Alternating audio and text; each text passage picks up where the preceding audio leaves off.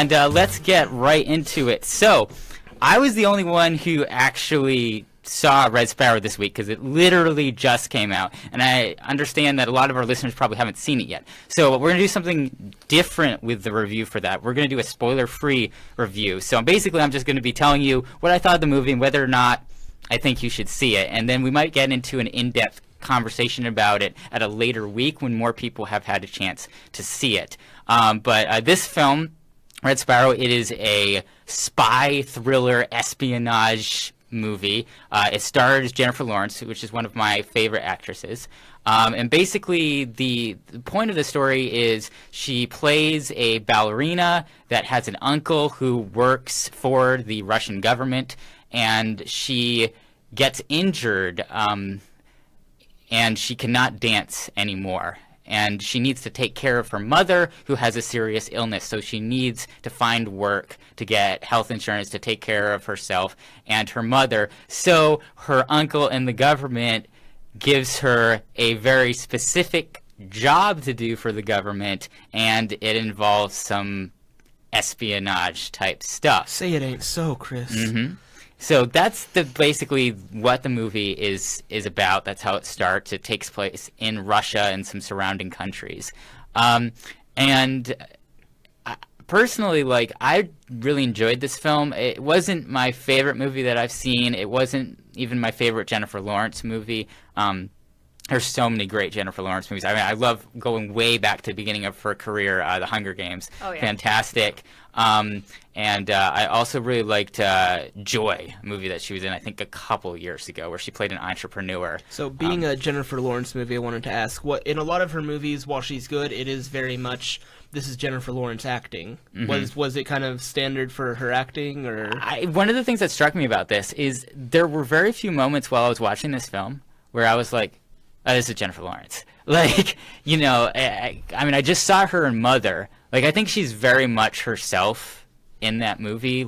She has kind of a really similar accent to what she typically has. And you can almost imagine Jennifer Lawrence being in that situation, because that character in Mother that she plays doesn't really have much of a backstory. She's just an archetype of a human being. And I think in the movie, her title is, wife or something, right? She doesn't even have a name. I think it's wife, yeah. Yeah, it's something like that. Lines. It's wife or woman or some common noun. Yeah. So going from something like that to, and you see also a lot of Jennifer Lawrence's personality in movies where she plays really strong American women, like Joy, for example, and in American Hustle and in Silver Linings Playbook. Silver Linings. I love that movie. I love that movie. Why do you need medication? You can have love. That's actually I enjoyed that movie. That's an older one too. But in this film, Red Sparrow, she plays a Russian ballerina turned spy, and Silver Linings Playbook is honestly one of my favorite Jennifer Lawrence movies. Awesome. Yeah, I love that. I would agree with that. That's definitely in my top 5, but there's so many, it's hard to pick. Might have to just do a Jennifer Lawrence episode of Geek Radio at some point on and off week. Yeah. And of course we'll do other actors and actresses, that way it doesn't seem creepy. Yeah, that would be good. No judgment from me, Chris. But... Yeah. Well, we need to do a Natalie Portman week and Scarlett Johansson week. And with Leslie Nielsen? Not as much for me. What? No Leslie for you. Nielsen? We can have that for you. Okay. So you were saying about... Anyway, so I think that the character that she played, I thought she put a lot into making it a character. Because it's very different than who she is as a person. So that was cool. You definitely forget that it's Jennifer Lawrence in the film.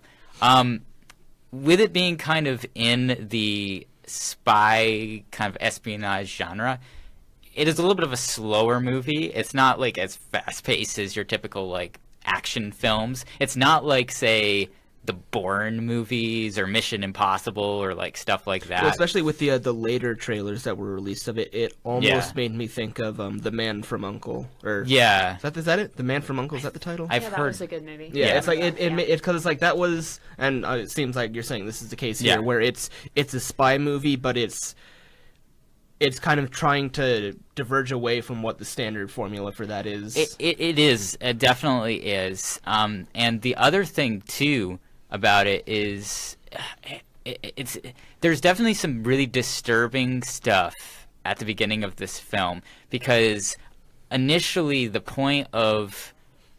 reason why Jennifer Lawrence's character is there to her name's Dominica, I believe. Yeah, Dominica.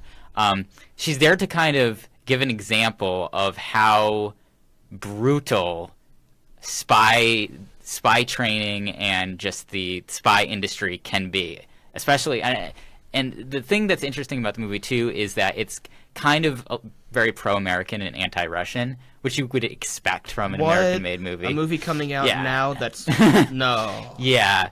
In fact, there were some Russians that were in the theater with me, and I heard one of them whisper to the other one, "Worst movie ever," when we were walking out of the theater.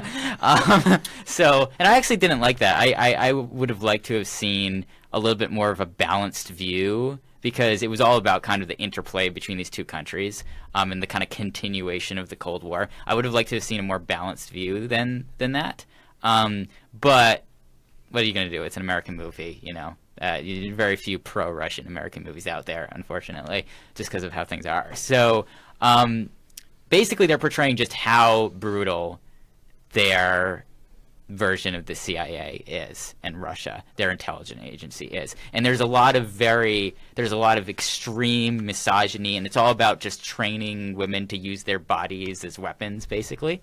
So it starts off kind of as a kind of really disturbing movie, and really the kind of thing I liked about the film, and I think what is the redeeming message of the film, is it's about Jennifer Lawrence's character, Dominica, surviving through this and then learning how to kind of like turn the system against itself without sacrificing her dignity as a person and as a woman, which is interesting to me, because I think a lot of movies that are in the spy genre, they're made for men by men, and the women are very cardboard in these films. Well, I think any spy movie that has women agents, they're very much for, okay, if you're a woman spy, you use your body, you're a honeypot, this is how you get close to your targets, this is how you do it.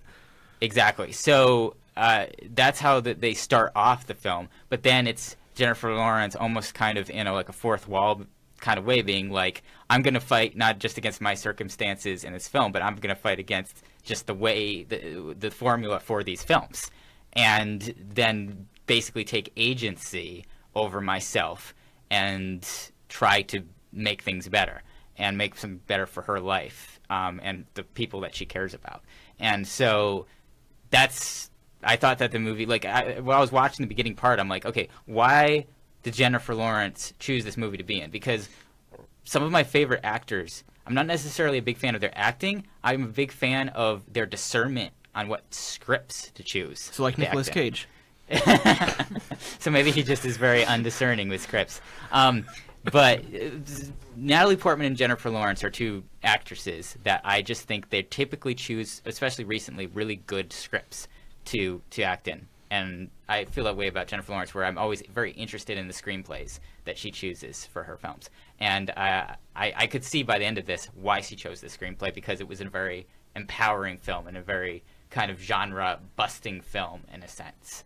Because it goes from your whole kind of like, you know, barely lethal weapon, like femme fatale spy, and it turns it on its head to more of a dignified woman with agency that's kind of empowered. So because of that, that's why I would recommend watching this film.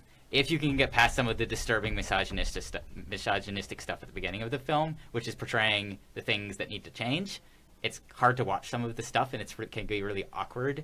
And I remember Jennifer Lawrence talking about this on the press tour, about how sometimes some of these scenes that she filmed were some of the most like personally difficult scenes that she's ever filmed in her career. From what you're saying, though, that's really interesting how they take it and twist it into something better at the end. That sounds really interesting. Yeah, that's the redeeming quality of this film. That's why it's worth watching. So if you're a fan of Jennifer Lawrence, definitely see it. If you're a fan of spy films and you want to see something a little bit different than typical spy films, this is a good one to watch. Just don't expect it to be full of like action and fighting and kung fu. It's like not that type of spy film. It's a much more of a drama type film. It reminds me much more of spy TV shows. There was a show that was on, I can't remember what channel, it was a cable channel about 10 years ago called Rubicon. It reminded me of the pacing of that, if you've seen that. It wasn't quite as energetic as, say, Nikita, which is one of the CW, which is one of my favorite spy TV shows. And it wasn't even quite at the same level. It was probably maybe about the same level as like Alias with Jennifer Garner, as far as just kind of like the balance between drama and action. So yeah, that is Red Sparrow. It's in theaters now. We may talk more about it in future weeks after more people have seen it, but I enjoyed it. I'll give it about a 7 to 8 out of 10. Not my favorite Jennifer Lawrence film, not my favorite spy film, but it definitely is worth watching, and it's a solid, interesting film. Definitely something everybody probably should check out when it comes to like digital download and stuff.